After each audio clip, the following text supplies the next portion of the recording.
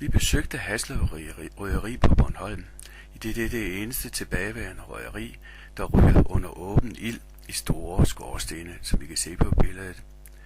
Man anvender rødel som brænde, og rødelen dyrkes og høstes på Bornholm. Når der er kommet godt ild i rødelen, som vi ser her, så gør man klar til at dræbe flammerne ved at lægge træ, som vi ser på næste billede her, ved at lægge træstykker meget tæt sammen, således at der ikke kan komme ild op igennem træstykkerne.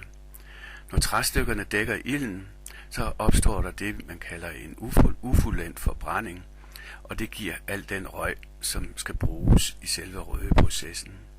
Her om lidt, så vil vi se, hvor stor en røgudvikling der egentlig kommer. Man skal være påpasselig, fordi så snart der kommer ild i træstykkerne, skal man slukke dem igen, så det kun er røgudviklingen, der forekommer.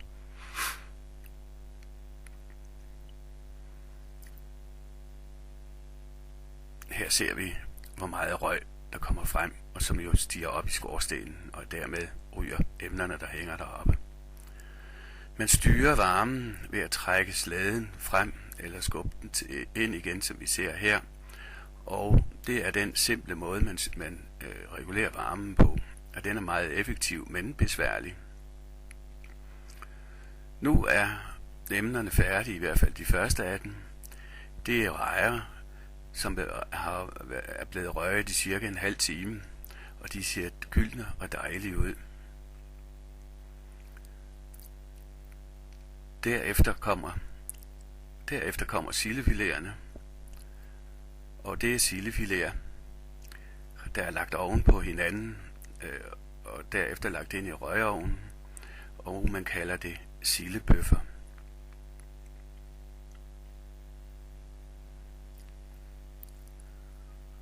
Til sidst, inden de sidste ting kommer ud af røgovnen, så slukker man bålet, og det gør man ved at sprøjte vand på, og det er jo så dejligt nemt, at man kan genbruge det brænde, der ikke er brændt helt igennem. Det giver meget røgudvikling under slukningen. Her kommer de første sild. Som man kan se, så er de hængt på en pind, ved at pinden er stukket igennem øjenhulerne. De ser dejligt gyldne ud. Her kommer den næste sætning.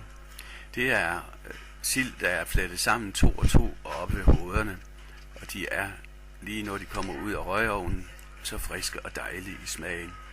Det er jo også derfor, man har den der berømte sol over Gudhjem. Det her, det er jo så ikke i Gudhjem, det er i Hasle, fordi i Gudhjem, der ryger de på den traditionelle måde.